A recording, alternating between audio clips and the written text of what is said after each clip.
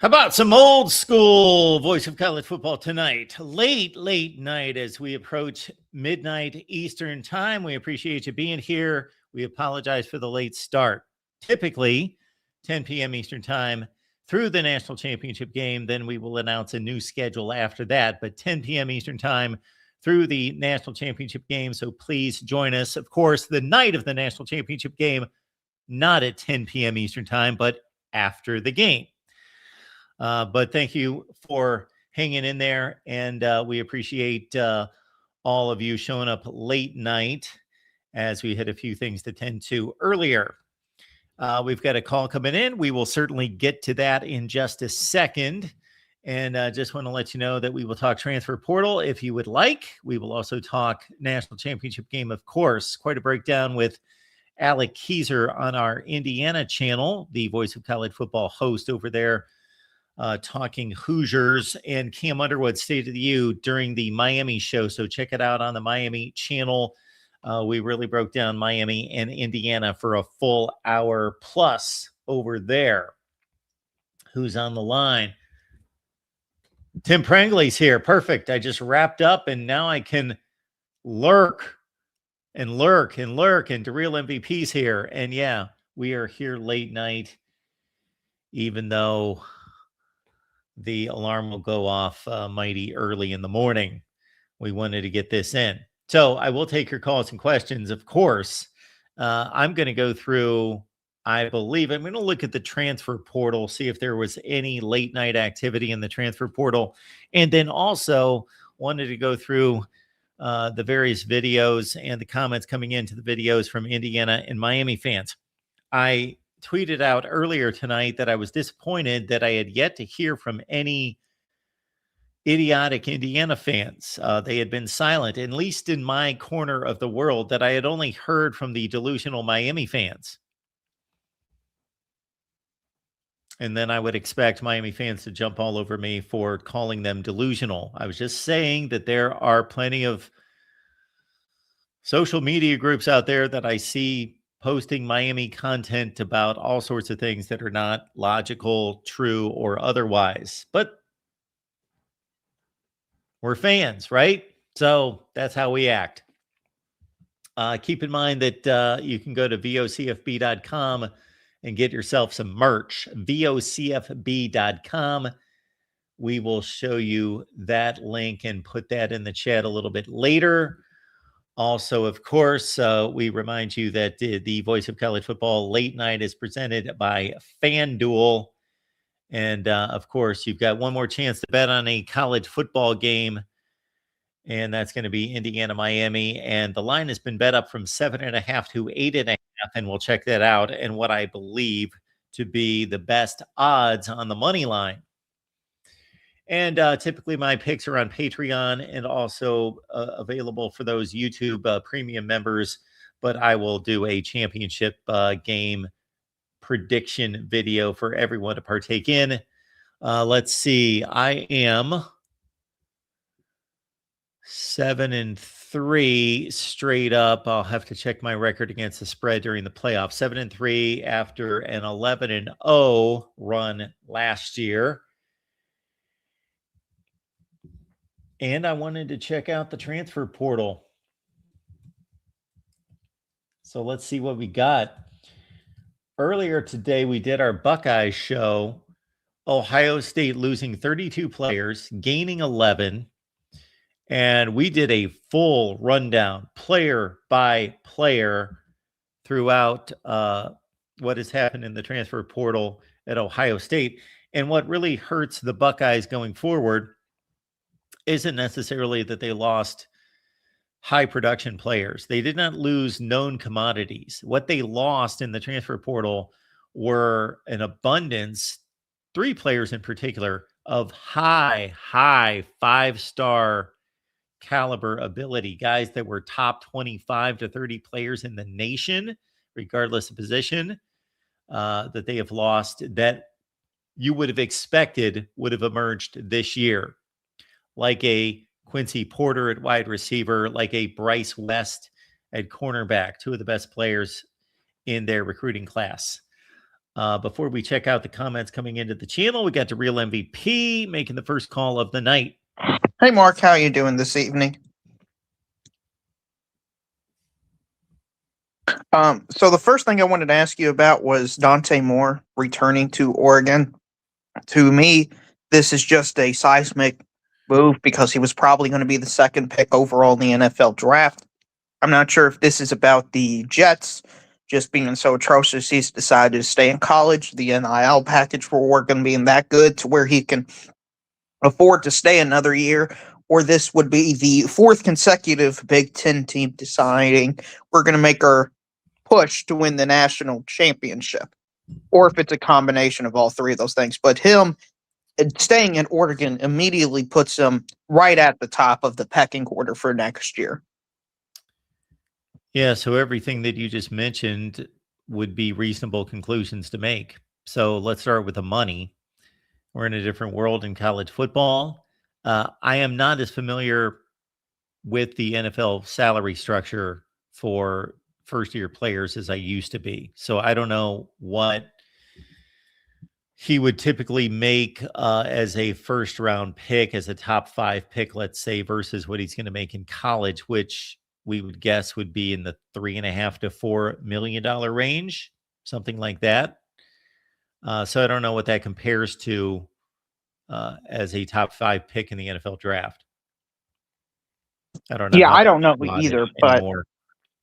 Do you think this is a watershed moment similar to the Christian McCaffrey and Leonard Fournette sitting out, to where we're going to see more very highly rated players that are almost locks for first round, top 15, top 10 picks, just saying, I'm going to stay in college. I got more to do. This team is so bad, or this program in the NFL is so bad, I don't want to be with them. Maybe a team will cycle down randomly and I'll have a better chance to long term have a better career because I can end up in a better situation.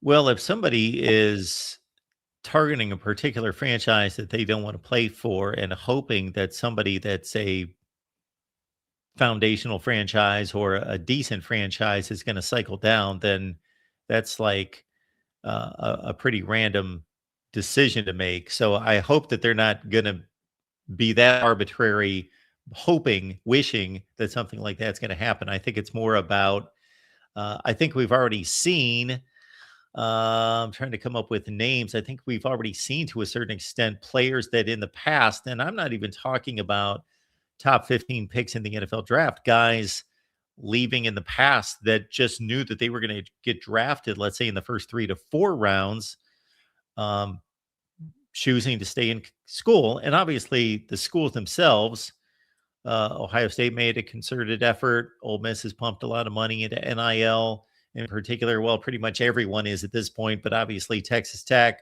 was a headliner last offseason as making concerted efforts to keep their teams together. I don't think there's any question, if NIL did not exist, that we would not have seen probably somewhere in the range of 30 to 40 players at least uh, that would have opted for the NFL draft in the past. Absolutely. And the final thing that I wanted you to touch on is what does this mean for Oregon next year? Like, are they, to me, they're national championship or bust next year because of this move? Yes. They're obviously, this is connected, as you alluded to other initiatives, to other positions to keep a core together, especially when you consider Evan Stewart was the number 1 receiver on the team coming into the season. He got hurt in the final few weeks of camp.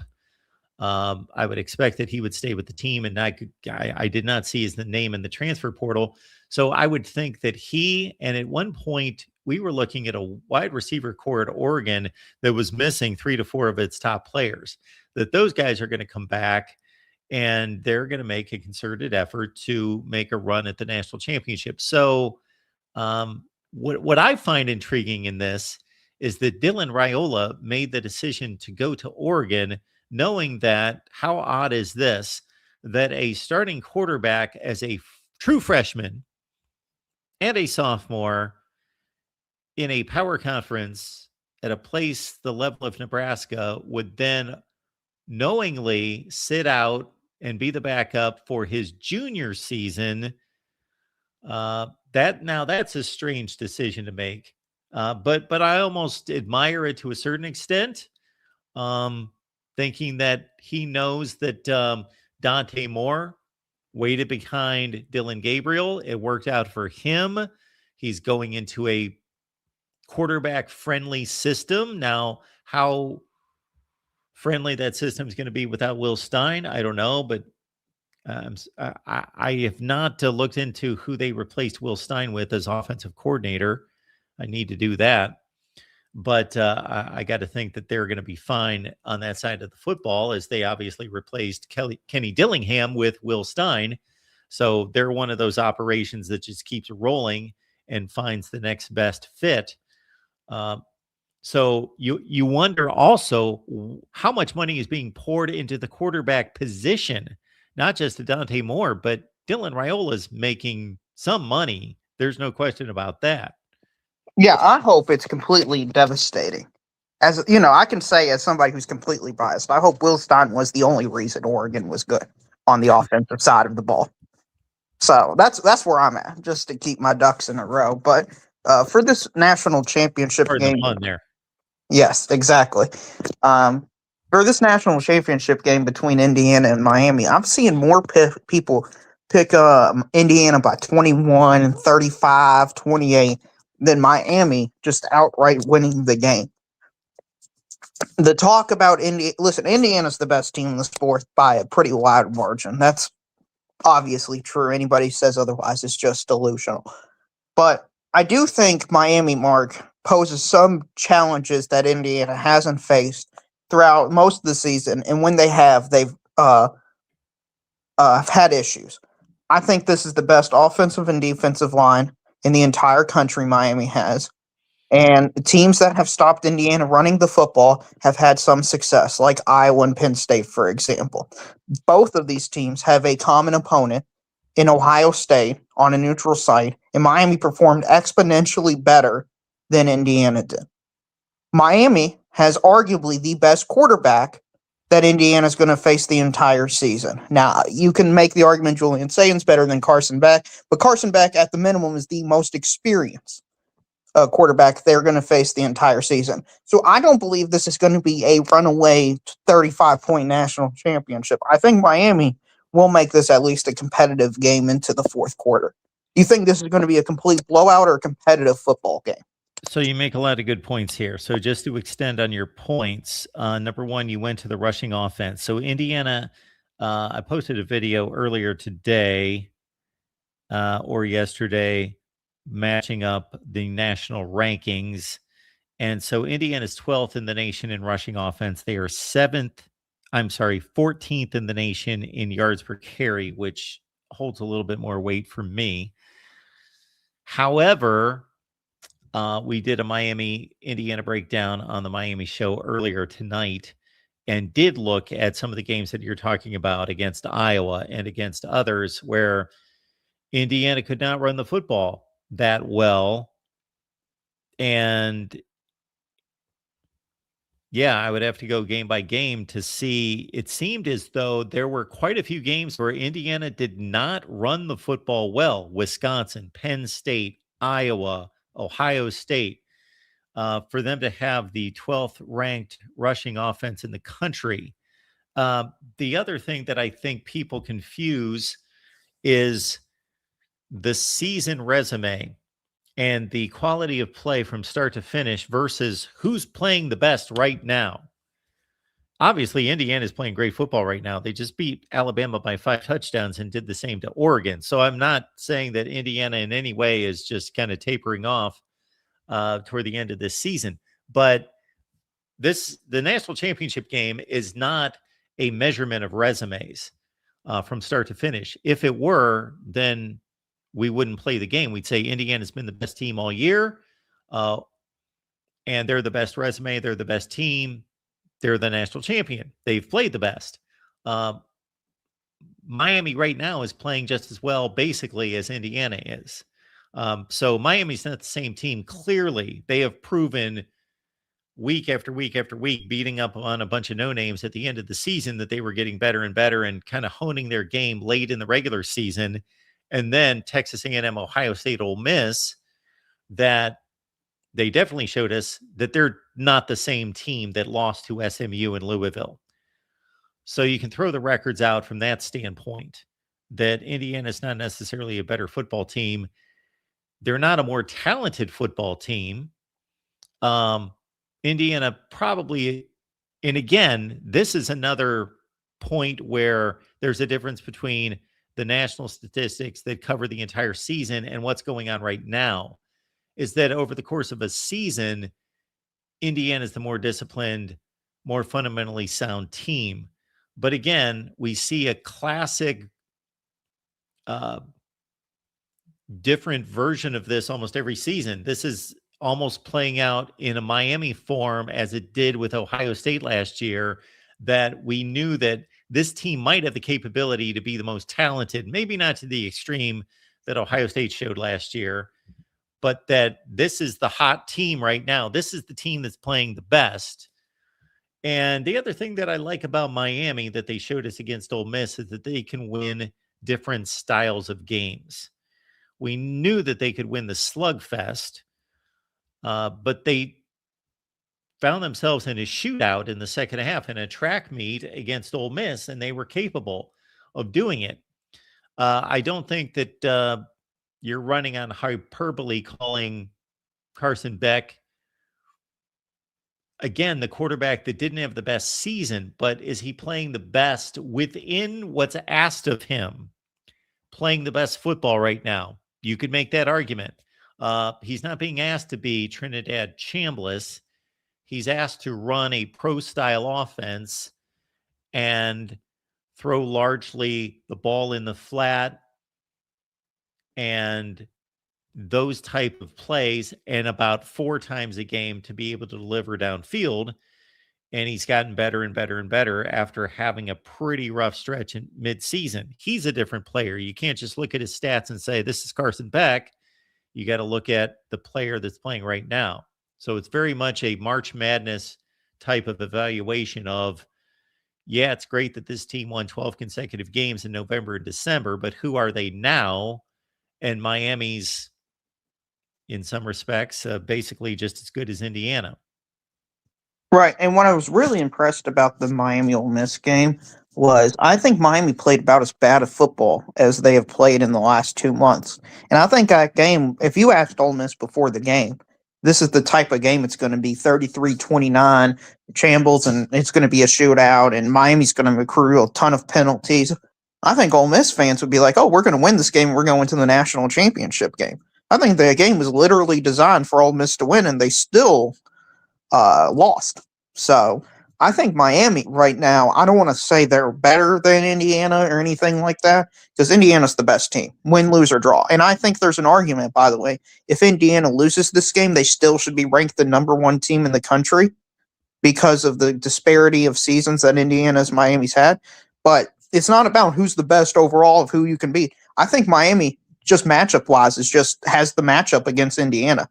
So, Mark, with that being said, I'm going Miami to pull off the upset at home, 27-24 to win this game. All right, Darrell. Certainly, you bring up an interesting argument about the rankings and whether that should just default to the national champion being ranked #1. And in this day and age, does it necessarily matter? No. I still want to see that top 25 rankings come out. Even though I don't pay attention to it the entire season, I do like to look at the national rankings, and just because it reminds me of years gone by, checking out the national rankings after all the big bowl games on January 1st, just to see, okay, is Ohio State number 13 or number 11? That meant something to me years ago. But you do make a good case, but it's a debate whether the national champion should be the default #1 team, or should every game be considered a data point, and therefore you can still emerge as a or not the national champion, as the #1 ranked team based on your resume being the best resume the entire season. I think it's a bit different than it used to be when we just had bowl games, which I would argue that there are many seasons pre-BCS in which a team should be ranked number one in the country despite losing a bowl game. But for some reason, bowl games went in the history of college football up until about 1970 as being treated as like exhibition games, to within about 3 years, they were suddenly being deemed almost like playoff games. Like you had to win your bowl game to be ranked number one. And that seemed very odd to me. Now I understand the mentality of watching the NFL playoffs at the same time as watching bowl games and thinking, well, these are postseason games, so they're playoff games, so you have to win it, or else there's no way you could be the national champion. But there are many seasons in which you can easily make the argument that a team that should be named the national champion lost its bowl game. But to bring it to the here and now, I just think that's an interesting take that you've got. Well, in fairness, it's not my take. I saw it from Ralph Go Blue in the comments section, and he asked me a few nights ago, and I thought it was interesting, and I think it's worth bringing up because I believe the take. I think Indiana should be ranked one if they lose this game by 21 points. I think they've objectively had the better season than Miami start to finish. I don't think one game should determine if a team is better than another team if it's a super close thing. I think we have so much data now that we can just say that Indiana's season overall is better than Miami's. So I do not think, by the way, the AP poll will rank Indiana one. But Indiana would be the only team with one loss in the entire country as well. So there is that record disparity that might be the reason why the AP poll, if they were to do it. We had a season last year in which Oregon finished with the best record in college football. Yes, I do think that scenario is a little different because they lost in the quarterfinals in the first round, whereas Miami has made it all the way to the national championship game. Like right now, they're number 2 in the country, effectively, if they win, lose, or draw this game. Whereas if they win, they'll probably be number 1. But I do not think it is a certainty that they should be number 1. No, I'm right there with you. Yeah. And I also, I'm not going to nitpick because I certainly use words that I don't necessarily completely mean if they were defined to the nth degree. But I wouldn't say that Miami played exponentially better against Ohio State than Indiana did. That's at least my take on the game. They played decidedly better than Indiana did against Ohio State. Indiana was a nip and tuck game the entire time. Miami, from start to finish, looked like the better team against Ohio State. Now, could they play again and Ohio State beat both of those teams? Absolutely. But we don't live in a hypothetical universe or alternate realities. All we have is the data point of the two games that we saw. And I also do think there's an argument from a not resume ranking, but power rating perspective that the Notre Dame win is more impressive than the Oregon win. Because there are some rankings out there that have Notre Dame as high as like 4 or 5 or 3 before the playoff selection was unveiled. So that's a very highly touted win that I think has been lost in the discussion because it happened in August. So since you are a big metrics guy and would like to see teams judged beyond their win-loss record, what in the world? See, the issue I have with the metrics is I have to know how the donuts are being made. So I agree with the metrics if I believe in the formula. Just because we have metrics doesn't mean that the metrics are valid. So when you say that Notre Dame's number 4 or 5 in the country, even after a number of these teams now have won significant games, no, I'm talking before playoffs. Oh, before playoffs. Okay. Yeah. That's a little bit different because, for example, Miami has played significantly tougher football games against tougher football teams than they did in the regular season. After the Notre Dame win, their resume just falls off a cliff in the regular season. But obviously, you tack on Texas A&M, Ohio State, and Ole Miss, and it exponentially, I'll use that word, exponentially raises the stock of the strength of their schedule and the quality of wins. And I only bring that up because Notre Dame obviously has one good win. I would categorize it good win against USC. And then after that, they've got a couple decent wins. Yeah, I would agree. But I just checked the FPI, and where do you think they're ranked, Notre Dame, right now? Right now. I think based on our conversation, let me answer twice. Yeah. I think based on you skewing the leaning the conversation in one way, I'm going to say 7, but I'm going to say that they should be more like 11. They're third in the country. Wow. Okay. The only teams that are ahead of them is Indiana and Ohio State. Yeah. Ohio State's still number 2 in the country. Okay. Yes. Miami's 5, by the way, just in case you're wondering. Now, I would say this as a college football fan and uh, someone who's covered the game for a long time outside of being an Ohio State fan, even if it wasn't Ohio State, it was another team. If Indiana destroys Miami, then I will be clamoring for, I wish it would have been Ohio State. I wish Ohio State would have made this game to see the rematch because the first game was so close. Absolutely. And what's interesting about the FBI is there's a sizable gap between 1 and 2, and there's a gap between 2 and 3, but there's also a gap between 3 and 4. Wow. So the FBI is saying Notre Dame is clearly the third best team in the country. Like, the metrics think, according to ESPN, I don't know their exact formula, it's not even debatable. So Miami has 2 of the top 3 wins of the season, whereas Indiana has been number 1 and number 4. Yeah, and Miami will have clearly, either team, but certainly Miami with the additional game would have clearly earned a national championship with this kind of run against Texas A&M, Ohio State, Ole Miss, and Indiana. But you throw Notre Dame into the playoff, as you would like, under a system of, evaluating the 12 best teams, a Notre Dame Texas playoff minus James Madison and Tulane, and we would have seen just a couple, most likely would have seen 2 additional great games. Like, we only really saw 2 great games during this playoff. Right. Texas versus Oregon and Notre Dame versus Ole Miss, Mark. Yeah. Yeah. And that would have told us, by the way, so much more about not just their teams, but the conference racing and all that stuff, because we really didn't get to see how well the SEC was. They were kind of screwed based on the way the bracket was. Ole Miss had to play Georgia. Ole Miss played Tulane. Oklahoma, Alabama faced one another. Then Alabama ran into a juggernaut in Indiana. So we really didn't get to see, I think most people thought, the conference versus conference matchups. Yeah. That I think everybody was expecting. Even look at Oregon. I think there's a pretty good argument that they didn't prove a whole lot for the Big Ten because they clobbered James Madison and they clobbered Texas Tech, who I don't know where they're ranked, honestly, in terms of how good they are. You can make a case they're the number 5 team in the country, or you can make a case they're the number 14 team in the country, and that's all subjective.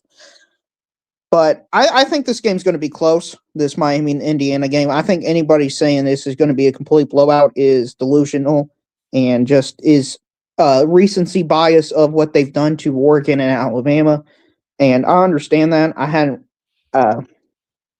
Indiana destroying Oregon, but I think Miami has proven to be such a significantly more stacked, more talented, and at their peak, more competitive than Oregon or Alabama did the entire season.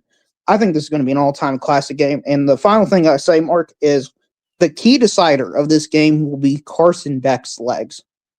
He doesn't run a lot, but when he does, it is the most backbreaking and brutal runs you will ever see in college football. I mean, he's done it every single game this postseason.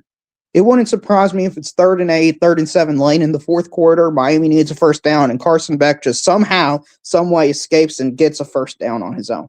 He's done it every game, and he just always does it in these types of situations. So with that said, Mark, it's a pleasure talking to you. I'm sure everybody will make fun of me when I'm absolutely wrong and Indiana correctly wins by 28 points, and I should have just went with the best team in college football.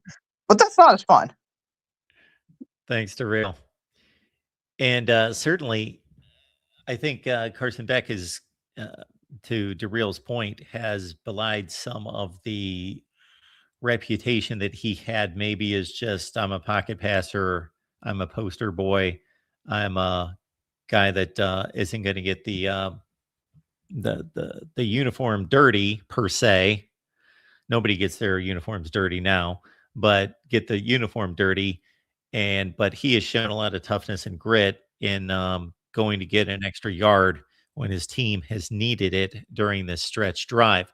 I will also note, as the line to the game again is at 8.5. Let's check it out from FanDuel.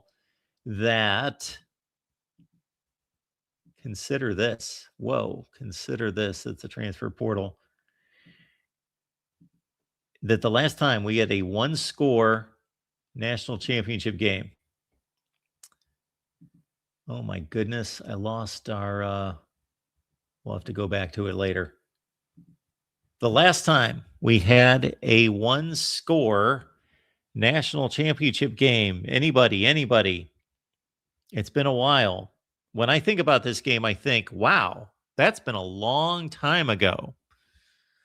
A long time ago, the last one score national championship game. So consider that every national championship game since Alabama and Georgia in 2017, the 2017 national championship game. Thank you, LW Roll Tide. Yes, you would be the one to remember. Yes, 26-23 Bama in overtime. Of course, Tua to Devontae Smith in overtime. That was the last close national championship game. Last year's was somewhat competitive in that Ohio State rolled out to the big lead. Notre Dame came back. They gave them a scare. Ohio State kept them within arm's length. Now, 2021, Alabama, Georgia, even though that was a 15-point game, was a close game. That was a really good game, close game. Alabama actually had the lead with 4 minutes left in the game, like 18-15. And then, that's when there was about 4 or 5 minutes left in the game. Alabama blindsided Stetson Bennett. He fumbled. Alabama took the lead. I believe the score was 18-15. I'm trying to think how that would have added up to a final score of what it was. But anyway, Stetson Bennett then threw a couple lasers down the field. Boom, Georgia scored in a hurry.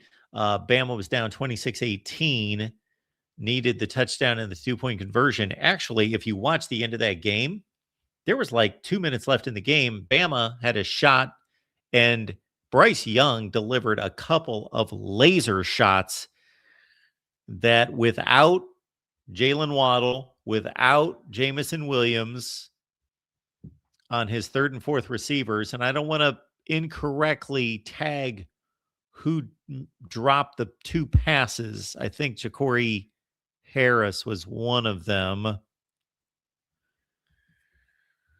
that Alabama should have tied the game, or at least had the 2-point opportunity to tie the game.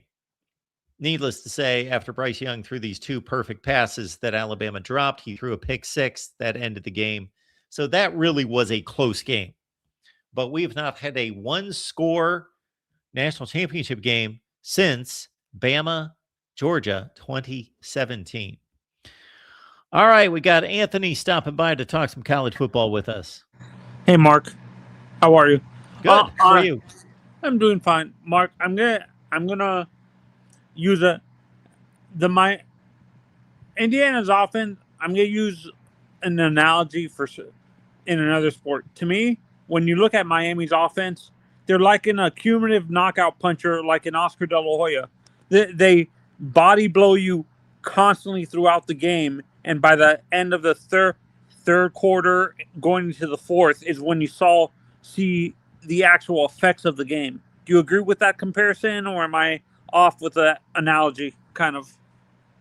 Well, considering how physical the offensive line is and how physical the team is in particular. And Mark Fletcher is really running um, with all sorts of fire in his gut. I have no issue with that analogy. Yeah, and I like Indiana's offense, but to me, they're a quick strike, Mike Tyson type of offense. They're not an accumulative, like they're not a long play drive team. Like Miami is, they're gonna wear you down with like 12 to 15 to even 16 play drives. Indiana, when you look at Indiana's offense, do they rarely go above 10 to 15 plays in their drives? I really can't answer that question. I can't say that I've evaluated Indiana's drive chart and Miami's, but I can't imagine that they're that different. They're pretty similar football teams. Indiana's got the 12th rated rushing offense in the country, and they're in the top 7, or I'm sorry, in the top 14 in yards per carry. Where's So they're running Miami? the football well. You know what's impressive about Indiana? They are the number 1 team in the nation in third down conversions. By far, they are the best in converting on third down. But this is where I want to ask a question.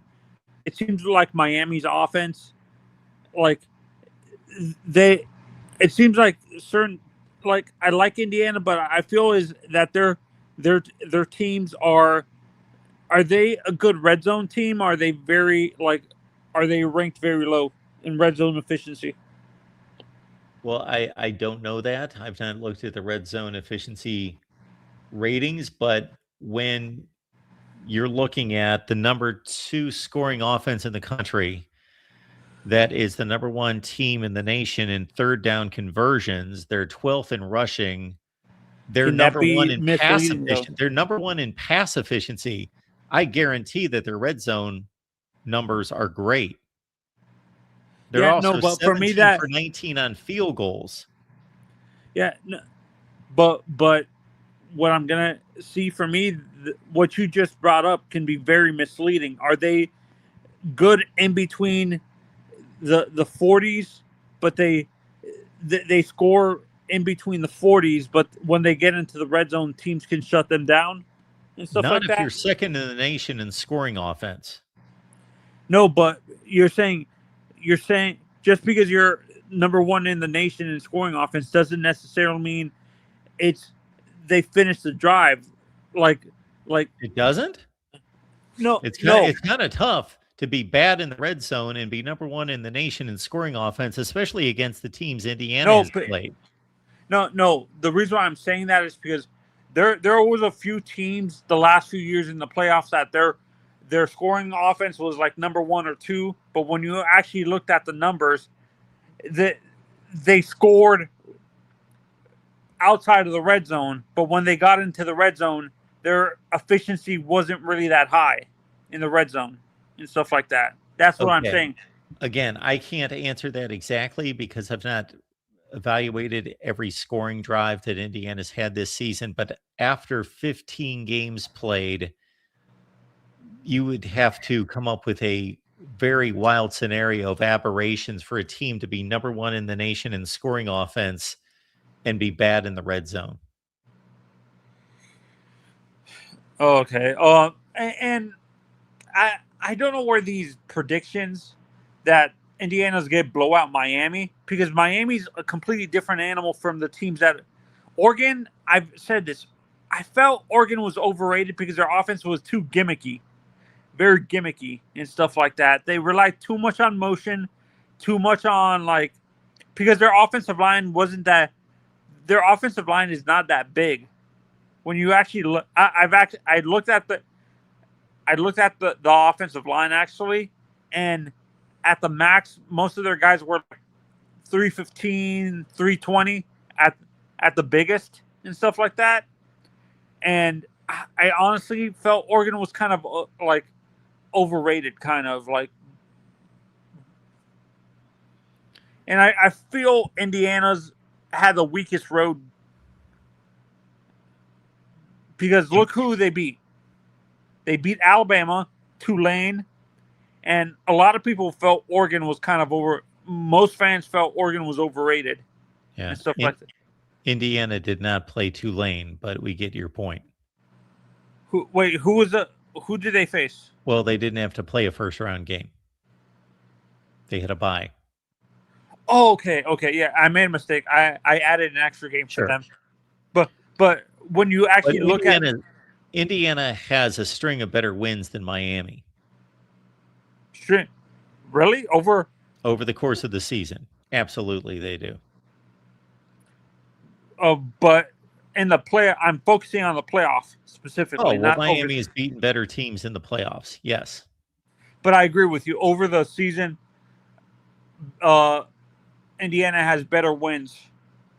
But based on when you look at the end of the season, I think Miami.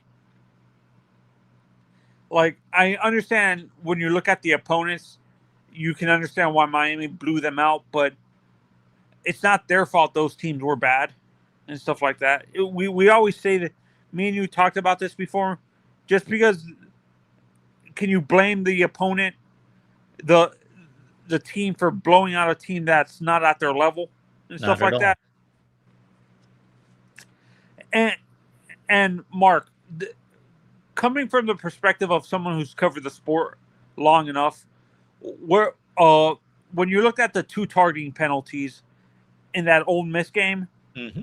Do you think it was a double standard? They didn't call the targeting penalty on the Ole Miss player, but they called it on Xavier Lucas, the Miami player. Yeah, because I feel the Ole Miss one was more targeting than the Miami, because when you looked at the Miami and Malachi Tony was more defenseless than the guy that the Ole Miss receiver, because the Ole Miss receiver lowered his helmet. And when you look at that play, can you blame Xavier Lucas for the other player lowering his head? How can you stop yourself at full speed? All right, Anthony, you bring up a lot of great points. Before I answer your question, I'm going to ask you a question. Do you believe that you are slightly biased toward Miami? Yes, I'm a Miami fan, but okay, I'm sure. Yeah. But when I look at but I'm looking at it from also a football fan, taking my bias out of it. I've actually talked to non-biased fans who don't have a skin in the game that are around me, and they said the Miami play was not a targeting play. Okay, stuff like this is what I remember. So obviously I saw both plays, and I saw them 15 different angles, just like everybody else that watched the game. So that game was 5 days ago. So I'm going to go by what I remember. This is the 2 distinguishing factors that I remember that I think separated the Ole Miss play, the defender not being charged with targeting versus the Miami player being charged with targeting. Number one, he launched himself. He was in the air, launching his body into the Ole Miss offensive player. That was number one. Number two, he dropped his helmet and hit him with the crown of his helmet, as opposed to slamming the front of his helmet into the Miami offensive player. So those were the 2 distinguishing factors. So I agree with you. What is being expected of these these defensive players, I think, is unreasonable. And I've said that from the very start when targeting was first invented, that I understand we're trying to regulate player safety. And I am all for that. That's more important than anything, but they have decided to play football, and it's a collision sport, so we can make it as safe as possible, but we're never going to take the violence out of the game. Otherwise, it's not football. It's going to be flag football. That's the most rudimentary part of the game, is that it's a physical sport. It's a collision sport. All right. And that was my initial response to, as soon as targeting was announced and rolled out, was, how in the world are we expecting these defenders in a split second to determine how they can hit someone, that they have to lead with a shoulder, that they have to lift their head so that they're not dropping? It's only human nature and physicality. It's only physiologically reasonable it's a heat of the moment that you are going to crouch your body to hit someone as they are taught, in the midsection. So you're going to automatically drop your head. I know football players are taught. I remember going through the drills myself to keep your head up and, bend at the waist and your knees to hit somebody. You that's still a heat of the moment reaction. drop your head. And so I have always been an advocate that the targeting rule was a bit ridiculous, and it was asking defensive players to do something that was completely unnatural. However, I think that they've adjusted to it rather well. You see players all the time that in a split second are leading with their shoulder and hitting guys with their shoulders. So they've adapted very well overall from what I see every Saturday.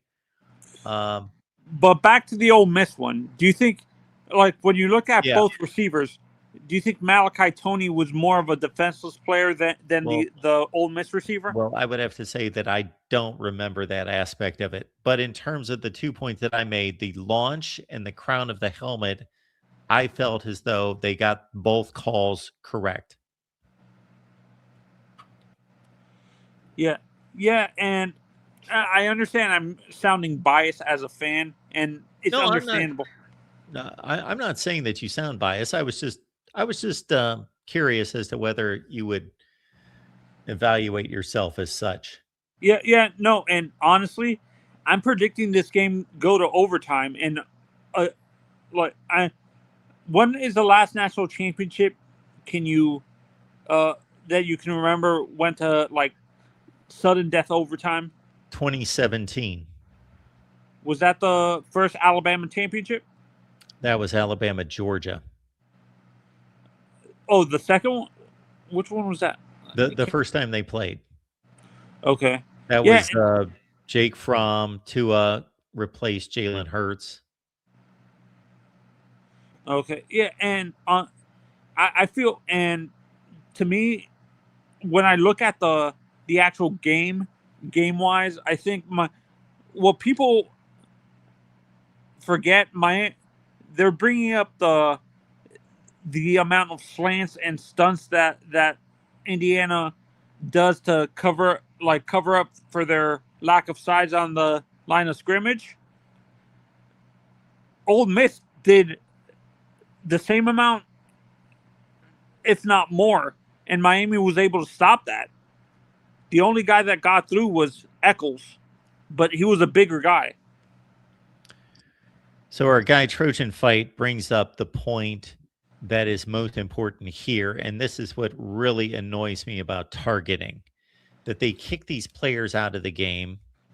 That's number one. They shouldn't be kicked out of the game. Number two, they should not be kicked out for the initial half, the first half of the next game, if it's a second half violation. It's the only rule I can think of in sports where it's applied inconsistently, meaning the severity of the penalty depends on when you committed the violation. If you committed the violation the first play of the second half, well, you know what? You're going to miss the rest of this game and the first half of the next game. If you commit the violation the last play of the game, you're going to miss the first half of the next game. It's completely inconsistent. It needs to be a set number of plays. I say, put the guy on the bench for like it's targeting only. And Mark, I have a question. Is targeting only a college rule, or do they do that in the NFL too? Oh, it's in the NFL. Okay, so I wasn't sure if that was just like a college exclusive rule. I think they call it a bit different. I don't watch much NFL football anymore like I used to, but their rules are slightly different. Yeah, and I agree with you that the egregiousness of the penalty does the egregiousness of the punishment doesn't fit the penalty, because honestly I agree, and I agree with you. Depending on when if you commit it, let's say you commit it at the end of the first half, does it make sense to suspend the player for the first half of the next game, or just kick him out the rest of the game? It just needs to be consistent one way or the other, a certain number of plays or whatever. And to be more specific and accurate about targeting in the NFL, I just referenced AI. So it is not called targeting in the NFL, but it's a lowering of the helmet rule. So it's generally the same thing. Unnecessary. It's called unnecessary roughness, I think. Yeah, that's another issue that I have with football in general, whether it's the NFL or college football, is the roughing the passer call as well, where they used to give the players 1.5 steps to the quarterback. And now they expect these guys to hold up in a split second and not hit the quarterback. And these quarterbacks flop like the NBA players do. All right, Anthony, we better move on here. We appreciate you calling. Have a good day. All right. I think we're going to finish out with our buddy George. But before we get to George, hang on just a second. I do have a super chat to get to. Adam, thank you so much for the contribution. Mark, Miami has no class. Carson Beck, of course, the Beck has to be put in quotations, will struggle against the Indiana defense. Miami will not play the game, including winning the trenches, turnover battle, time of possession, and penalties. Indiana wins 34-20, according to Adam. Sharon for president, or maybe Sharon for Pope. He should be some kind of moral leader, possibly. All right, George. Can you hear me okay? We got you. Nice. I was worried for a minute because I don't know. I'm so pumped. It's the last game. We got one more game. The season's almost over. And then there's how many months of waiting? 8 months? Is that what it is? Pretty much. Something crazy. Yeah, it's not the NBA where they get done playing and then like 3 weeks later they go back to training camp and start playing again. You know, there's only 26 people in your chat, but they're all the old guys from years and years ago. We're all here. We're all gathered together. Yeah. Wanting more football content. My readout is deceiving me because it says 96 and that most of those people. Oh, really? Well, maybe if I refresh it would show a different number. They're on Twitter. I'm on YouTube. Yeah, we're going to have quite the rundown on the state of the voice of college football after the season's over. Good. Yeah, we're going to need it. We can't sit around here with 25 people. We won't do that anymore, unfortunately. For as much as I would love to, I just can't. I agree. We just have to have a couple times to digest that Miami and Indiana played in the national championship when everybody else spent $1 billion on our football team with all the tradition and facilities. It was Miami without a stadium. And who's Indiana again? I forget. Remind me. Who are they? The Hoosiers. It's just amazing. Oh, I saw that. That's a movie, Hoosiers. It was a movie. It was a predictive programming if they win this football game. Our guy Tony is giving you an introduction here. He loves me. Hey, Tim's here. Tim's here? Yeah. Yeah. He just shut up. But anyway, man, I feel sorry for myself being a Gator, but I don't feel sorry for myself as I do for Miami fans. And I feel kind of sorry for Georgia fans, too. You know why? They should have won 4 national championships in the last 8 years or 7 years, whatever it is. You get it? Yeah, something like that. It's unbelievable. Give me every 5-star in the country for 8 years in a row, and I give you 2 national championships. Like, what a loser.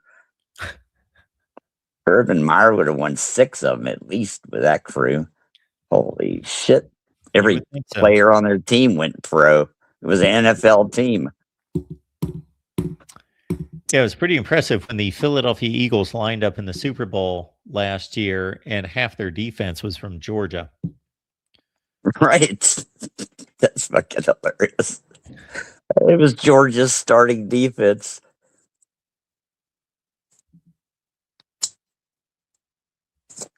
Anyway, I don't know what else to say. Is there any So- reason we can't see you tonight, George? I'm on my phone. Oh, okay. I don't All know. right. Can you see me now? There you are. Yeah, I'm here. The people love to see you, George. I know. I'm kind of a cult hero. I got a card today. Somebody knocked on my door. Listen to this. It's from Human Services Investigator Adult.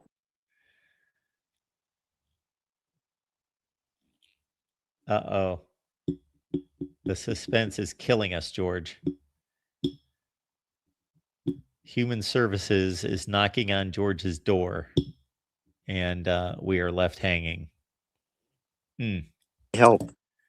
George, we're losing you. I've almost gotten a fight. And I'm 65 years old.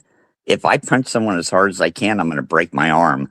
You know what I mean? My bones aren't thick anymore. I'm getting You old. got to tell us the drink a scenario lot of that beer. almost led to this big fight. What happened?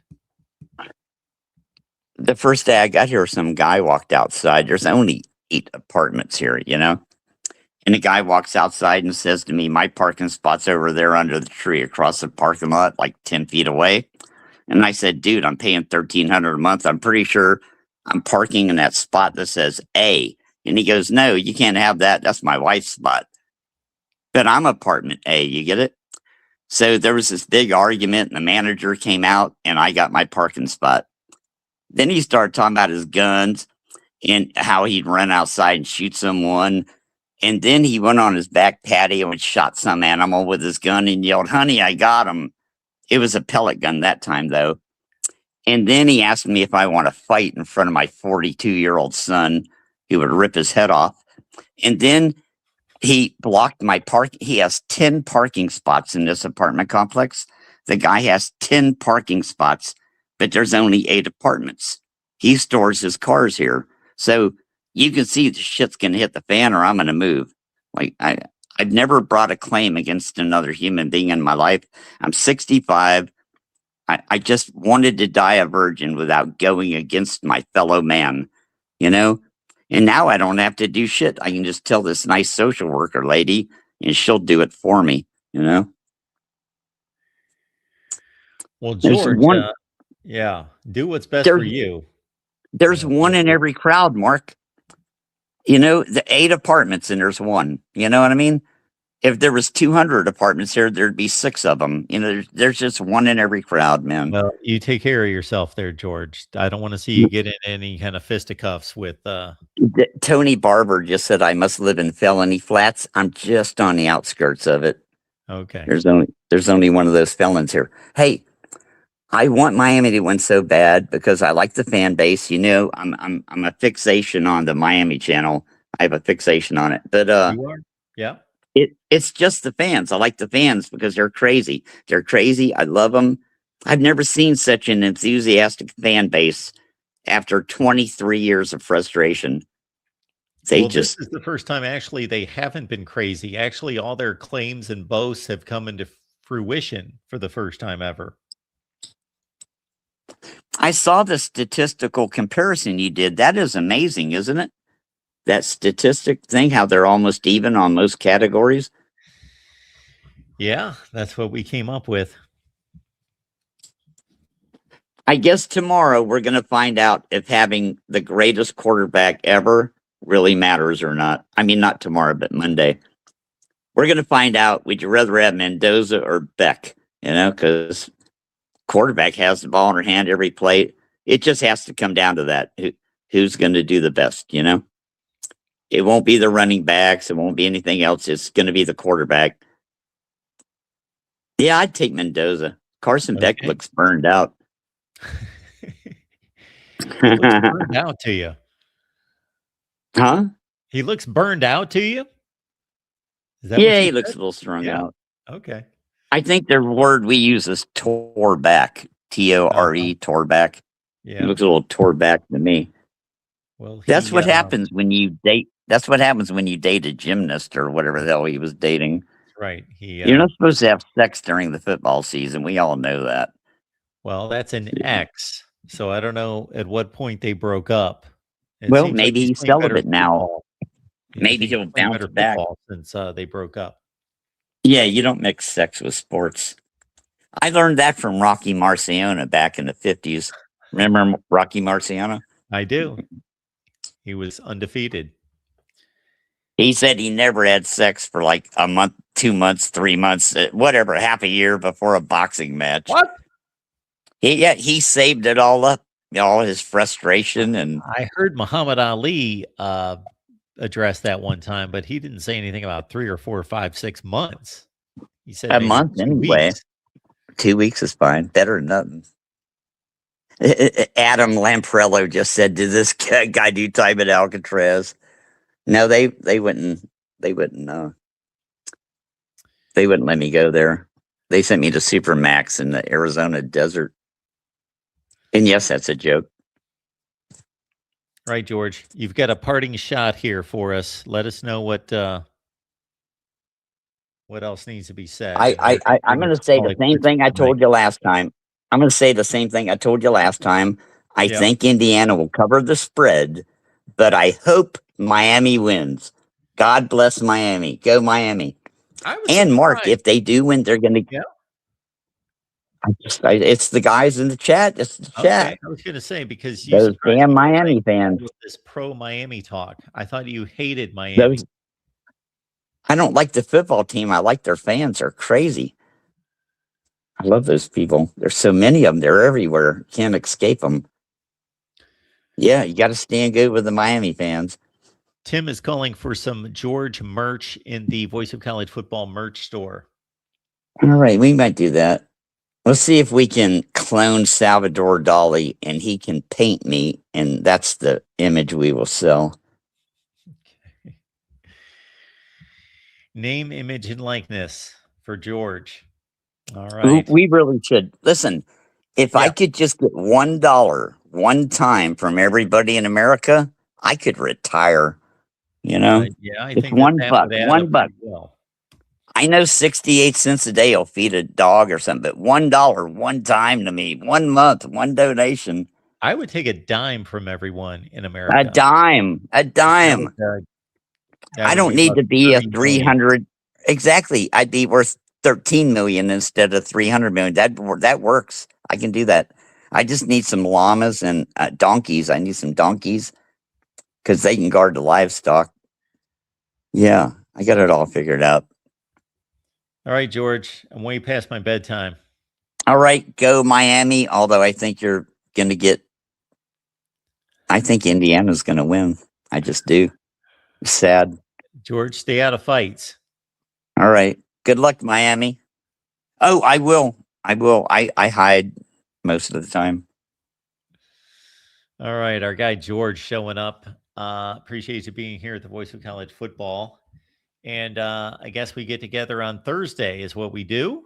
And we've got a Florida State show to do as well on Thursday, 7 p.m. Eastern time with me and the Florida State crew, James and George. Not that George, but George on the Florida State show. And yes, vocfb.com. You can get your merch. Let's show it to the fine folks. Why don't we? Before we say goodnight.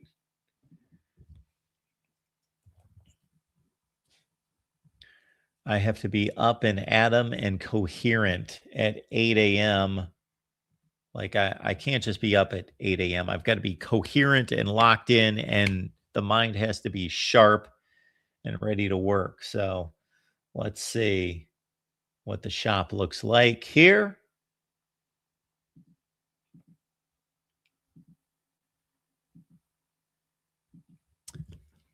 Look at that. Come on now. Get your Voice of College Football merch, vocfb.com. Jackson has left the link there in the chat.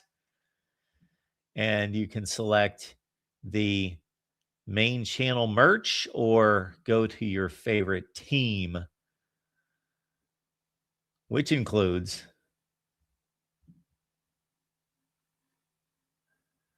Alabama, Arkansas, Auburn, Clemson, Colorado, Florida, Florida State, Georgia, Illinois, Indiana, Iowa, Iowa State, LSU, Miami, Michigan, Missouri. Let's look at Missouri. Get some Missouri Voice of College Football gear. Look at that. We also have Nebraska, Notre Dame, Ohio State, Oklahoma, Oregon, Penn State, South Carolina, Tennessee, Texas, USC, and West Virginia. How about that? And we've had the request to start the Hawaii store. But I have not seen our Hawaii guy show up here recently. Yes, there is a Missouri channel. We get millions of views over there with Zach Ramilius doing the Missouri show every whatever day it is. We do.